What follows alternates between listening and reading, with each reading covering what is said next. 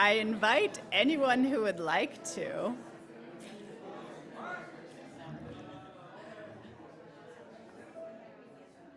I invite anyone. Good morning.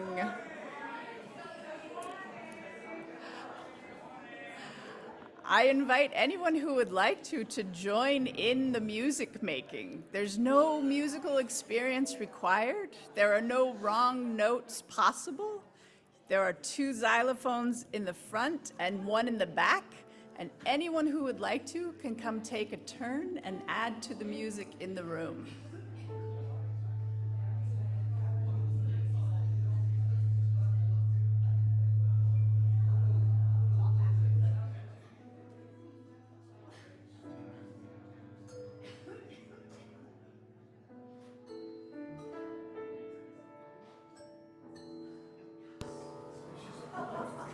Anybody, no musical experience required.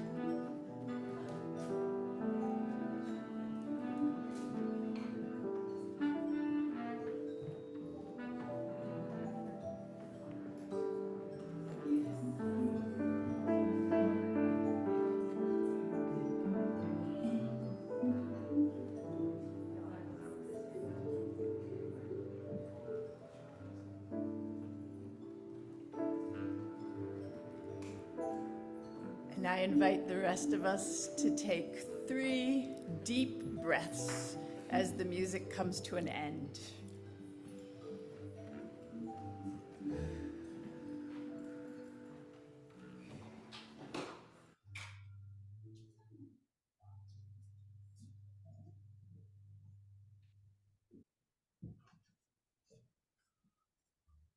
As we light this flame, we remember friends and loved ones near and far, and we give thanks.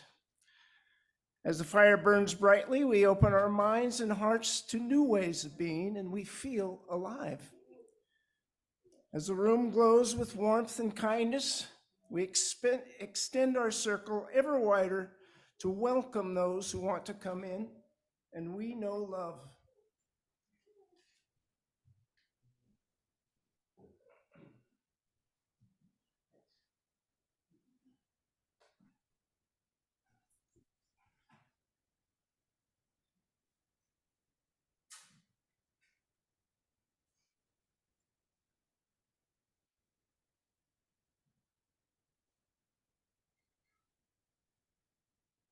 And we will also sing the children on their way with a bit of our chalice light.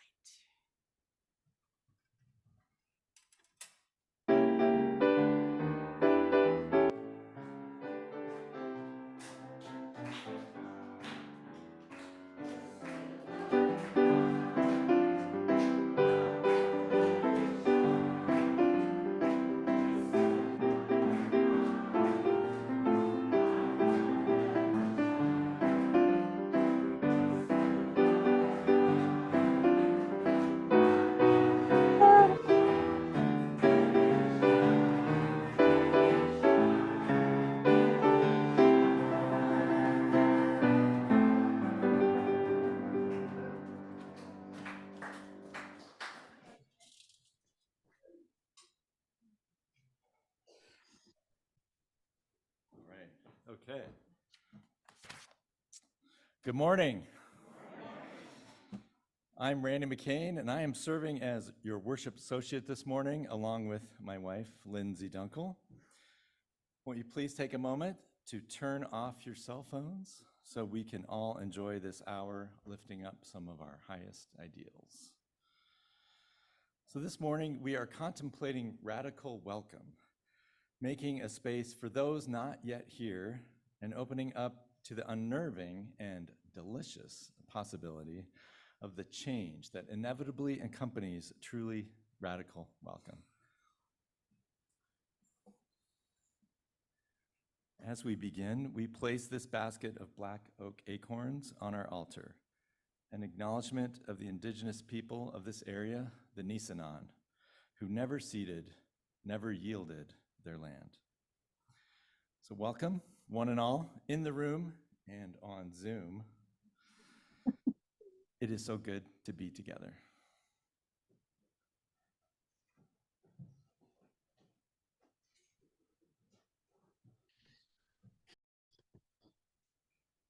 First, a word about this reading. The Othering and Belonging Institute at UC Berkeley advances groundbreaking approaches to transforming structural marginalization and inequality.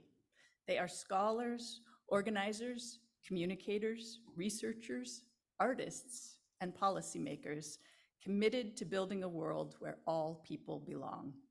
On their website, it says, "Othering is the problem of our time.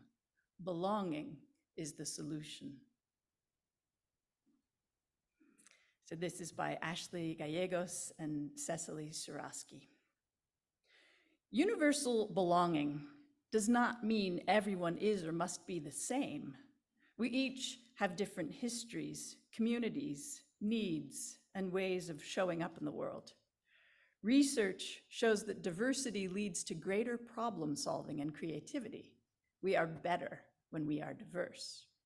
Belonging means that all these differences are valued and respected, and that different groups, based often on deep histories of exclusion, may need different kinds of support to create an equitable place of belonging. No one is just one thing. We each carry multiple interests, identities, and relationships to power. This means flattening others into a singular identity is a way of reducing them. But it also means that we can always find commonalities with each other because no identity is singular. Identities are fluid, complex, and continuously evolving. They are not static or rigid. Belonging invites us into curiosity and connection across varying identities with respect and appreciation. Because we are interconnected, relationships are central to our transformation into places of belonging. Tough moments or conflicts are inevitable, and we can move through them when we are rooted in relationships. In places of belonging, we exercise our bridging muscles, which means we get practice at moving towards each other with curiosity and a willingness to be transformed rather than away from each other. But there is more. The arts provide unique methods of inquiry, connection, reflection, and somatic experience. The arts raise new ways to look at familiar things, asking us to use different parts of our human technologies to express, share, and understand. If we are asked to communicate belonging through a sound, a drawing, a movement, we will do so in ways that reveal different dimensions. In our attempts to try on these new ways of communicating, we often surprise ourselves and each other with new discoveries. I invite you now to rise in body and or spirit and join in singing "Come, Come, Whoever You Are."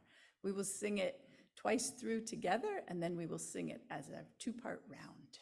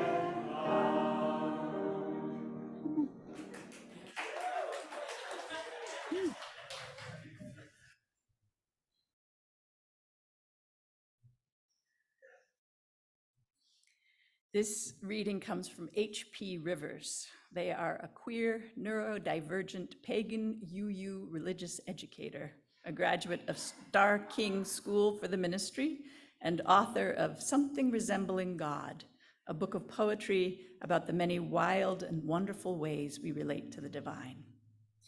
They write,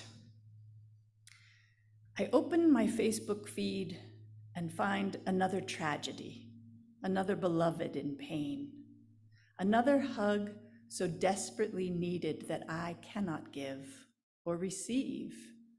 Those all seem to be piling up these days. I light a candle, then snap a quick photo. For you and your family, I text, I love you and I'm thankful for you. The part of me that is still Catholic by heritage can't stop lighting candles. The part of me that is pagan uses them to cast spells and set intentions. The part that is human is learning that sometimes all we can do is bear witness. I cannot always change the pain of the world, but I can acknowledge it. I can set a candle on my desk and remind myself that there is suffering dancing in the flame.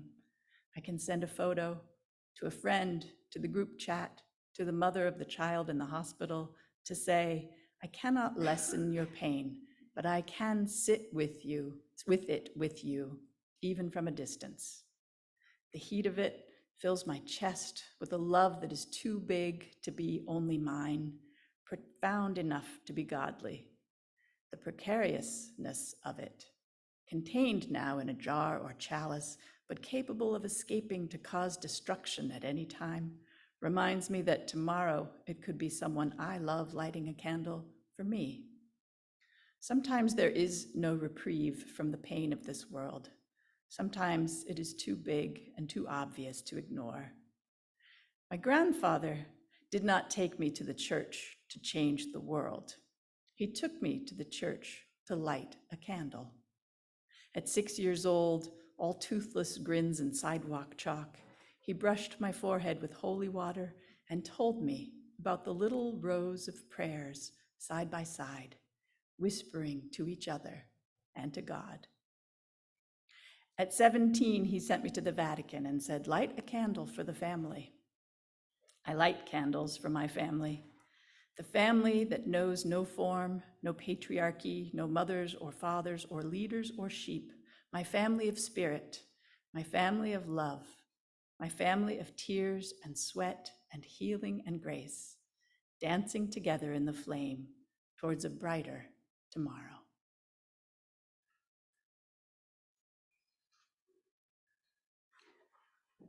I invite those of you who are carrying a joy or a sorrow to light a candle this morning.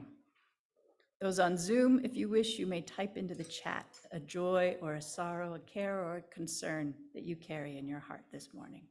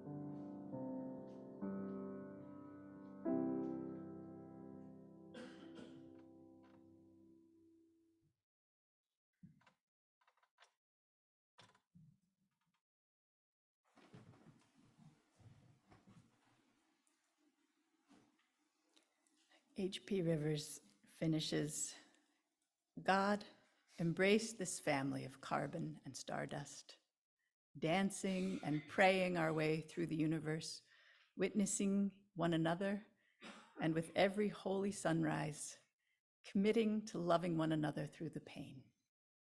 Blessed be.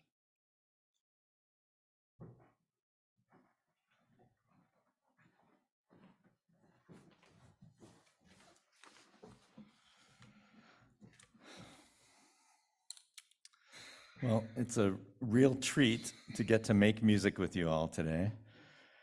In the 1980s, I studied music at a small liberal arts college in my native Iowa. And because I was a saxophone player, I was trying to learn to play jazz, of course. It was a struggle.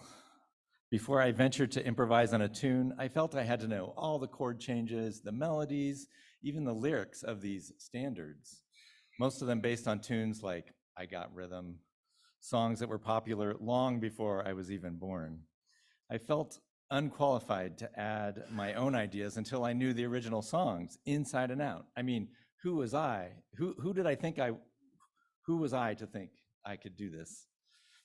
So I did get an undergraduate degree in music, but I gave up trying to be a great jazz player. I went to grad school to become a writer, a music historian at Mills College in Oakland. So at Mills was a hotbed of experimental music. It was full of composers who tinkered with synthesizers and computers, people who liked to squawk and skronk, people who wanted to express their ideas. So, of course, I started jamming with these people. I learned to just jump in and play with no preconceived expectations and be in the moment. I drew upon my jazz vocabulary and all the other music and ideas I loved. I discovered my powers. I became a better jazz player, but more importantly, I started composing, developing my own music that was a product of my studies, my fellow musicians' ideas, and my life around me. It was creating a third thing that had not existed before.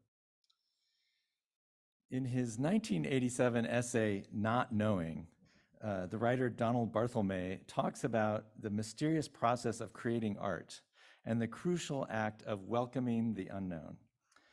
He says that when a writer begins a project, most often they are starting out with not much more than a kind of intuition about what they're going to do, but that is all they need. He says, the not knowing is crucial to art, is what permits art to be made. Without the scanning process engendered by not knowing, without the possibility of having the mind move in unanticipated directions, there would be no invention. Barthelme says, art is not about giving an accurate picture of the world as it is, but rather it is a meditation upon external reality, rather than a representation of it. Art is not difficult because it wishes to be difficult, but because it wishes to be art. He continues, the artist discovers that in being simple, honest, and straightforward, nothing much happens. He speaks the speakable, whereas what we are looking for is the as yet unspeakable, the as yet unspoken. So the challenge for me is to extend beyond the realm of my music making and into my everyday life, this notion of radically welcoming the unknown. I have an intuition about how I would like to live, how I would like the world to be, but nothing will happen until I get out and dare to do things. The doing invites interaction with new people and new ideas, hopefully creating a third world none of us had imagined before.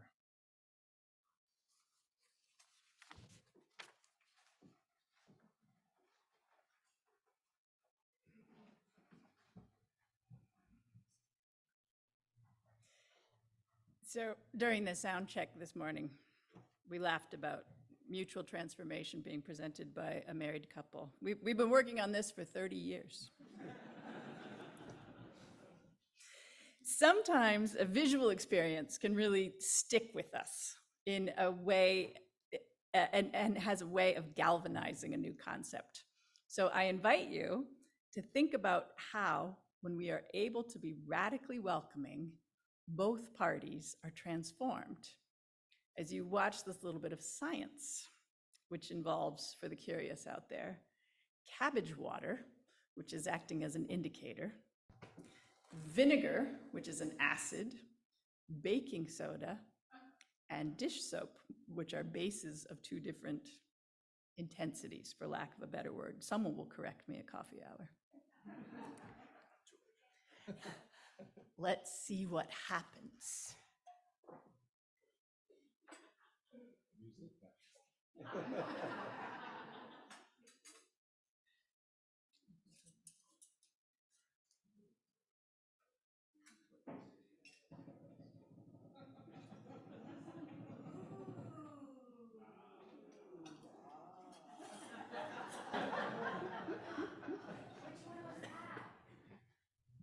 That was vinegar.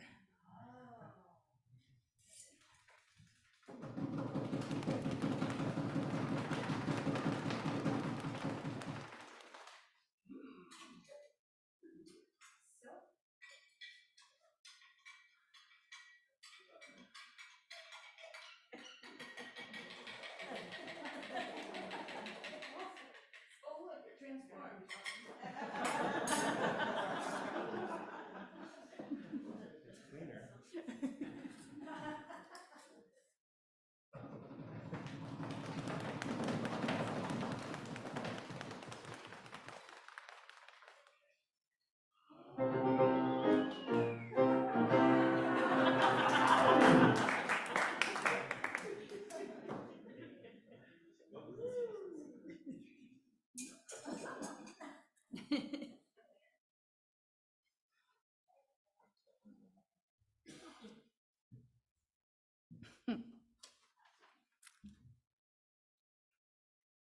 So there you are. You had clear liquids that came together and made a color that neither of them was in the beginning. Ignore the middle.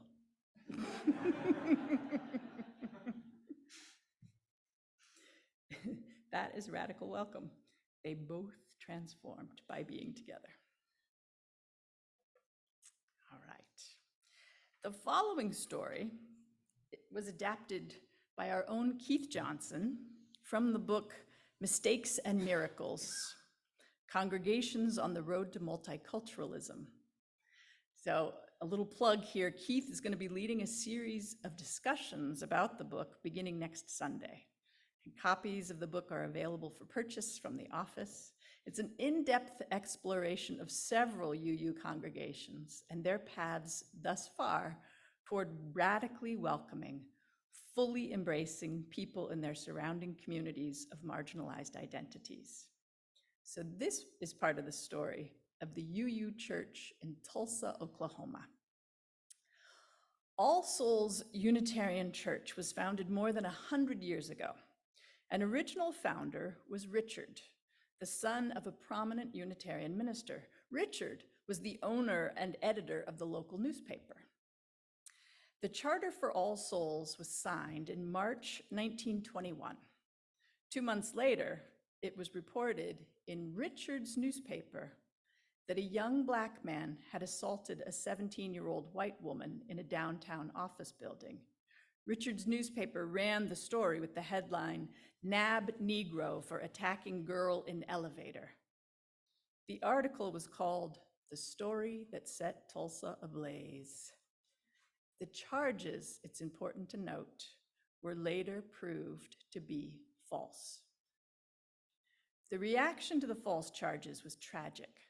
Hundreds of white people rampaged through a district described as Black Wall Street, killing over 300 Black citizens. The entire district was burned to the ground, leaving 10,000 people homeless.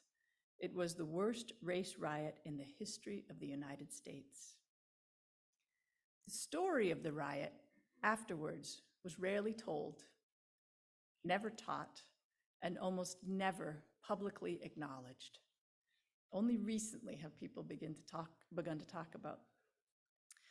On this topic, an almost universal silence descended upon the city for decades. And then Reverend John came to town.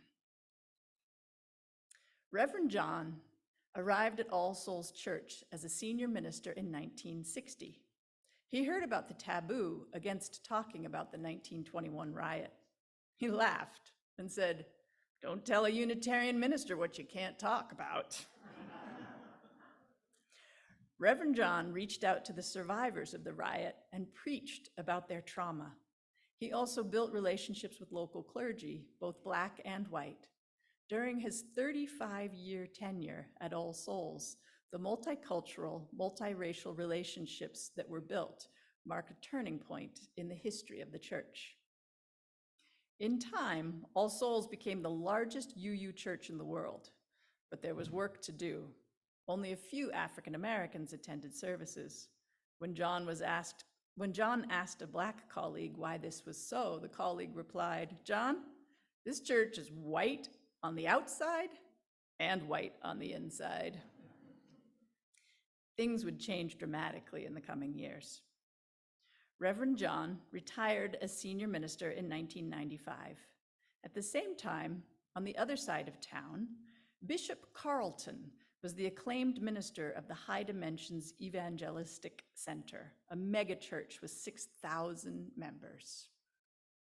The following year, Carlton had a vision of universal salvation, and he began to preach what he called the gospel of inclusion. Bishop Carlton's gospel was not well received by his congregation and the Pentecostal hierarchy.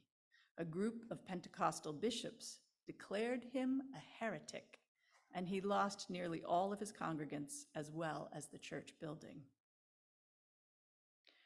Reverend Marlin, along with his spouse and young son, arrived at All Souls in 2000. The entire congregation celebrated the birth of their daughter, Sienna, in 2003. 3 years later, tragedy struck.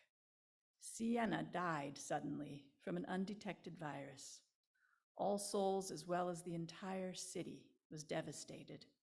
One congregant remarked, "It took us down to the ground as a church. It changed the church for anyone who was really in there."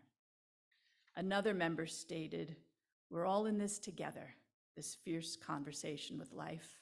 After that, being a middle-class gated community doesn't make sense anymore." After the tragedy, Reverend Marlin reached out to Bishop Carlton, and they built a friendship over monthly lunches and extended theological conversations. They came to realize that the bishop's gospel of inclusion is really universalism at its core. After much planning, it was decided that Bishop Carlton's 200-member New Dimensions congregation would merge with the All Souls congregation.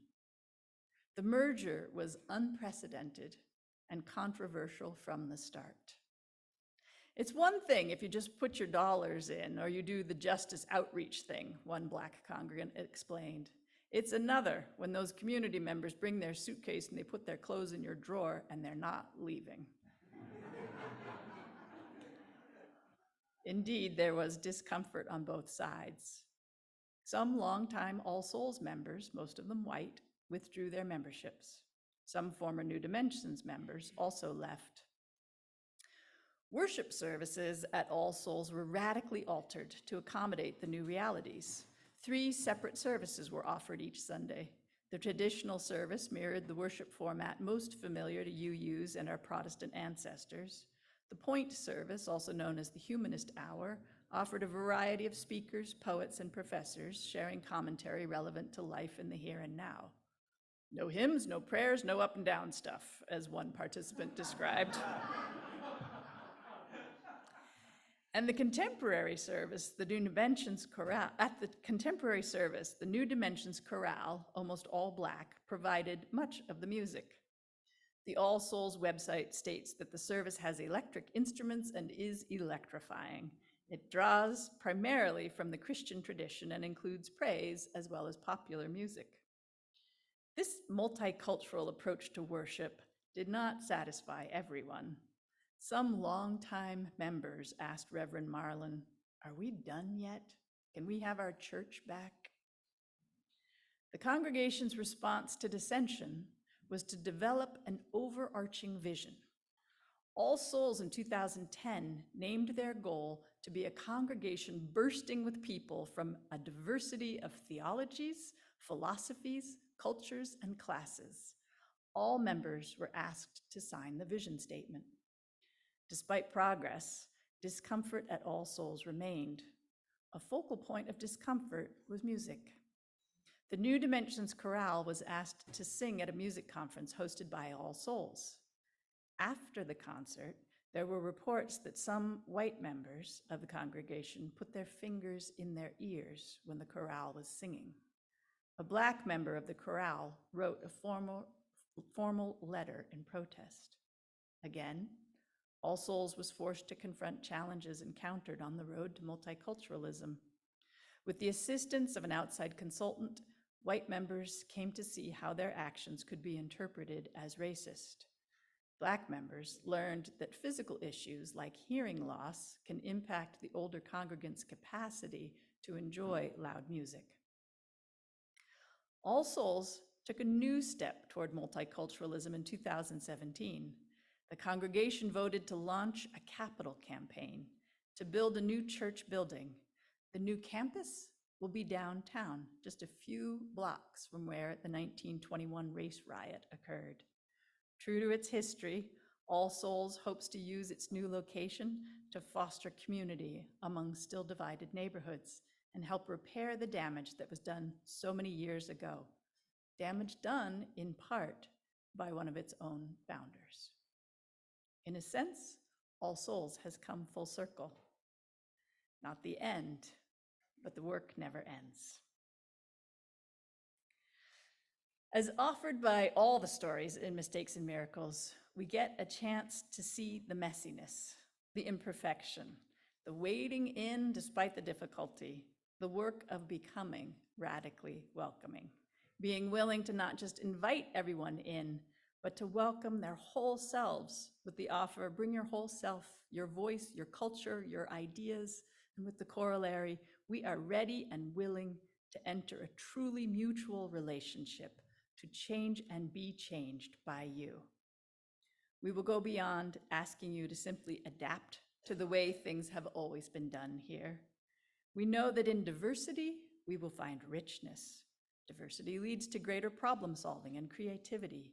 We are simply better when we are diverse.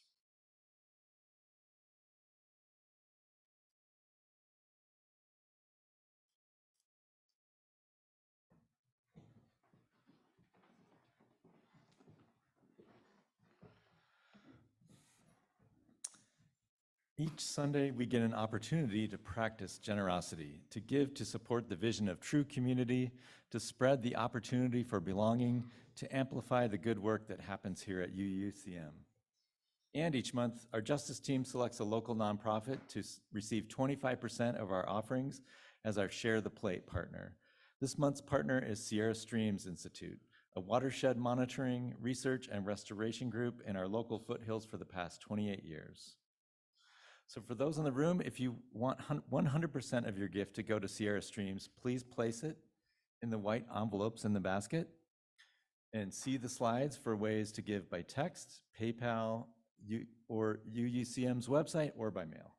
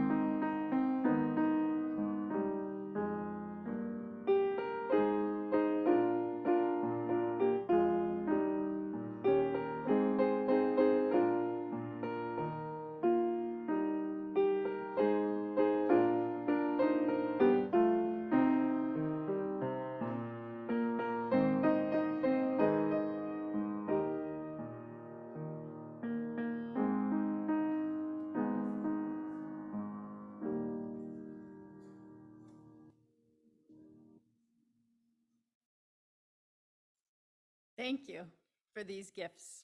We dedicate this offering to the idea of radical welcoming, to opening ourselves to the possibility of being changed, like the cabbage water that went from blue to pink to green, as we fully experience and integrate new interactions.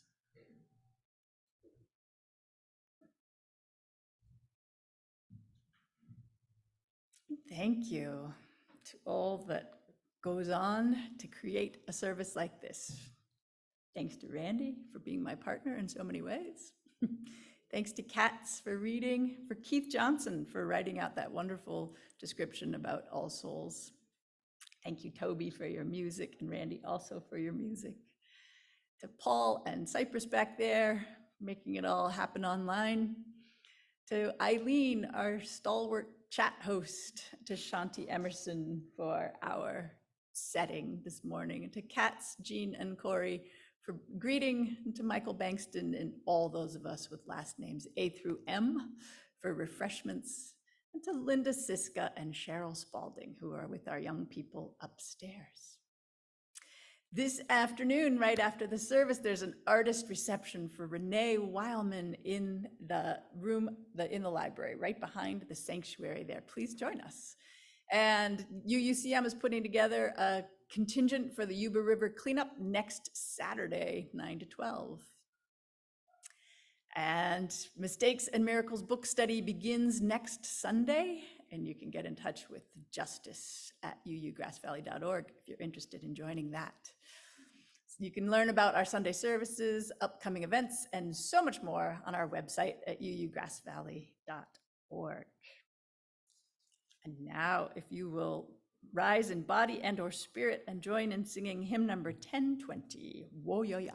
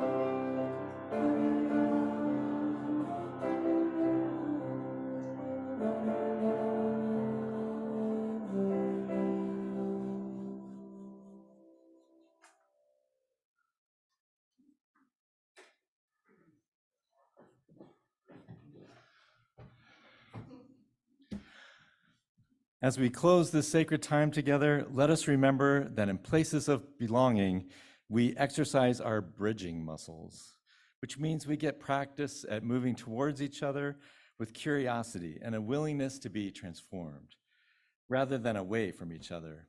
May we continue to move towards each other and towards those here and those not yet here, offering radical welcome as we carry the flame of peace and love until we meet again. And please join us. So see you next Sunday. We're going to do, it's going to be Awake at the Wheel, remembering who you are. And then you can join us for refreshments in there and Renee's art opening. And that's it. Ready to go. Okay.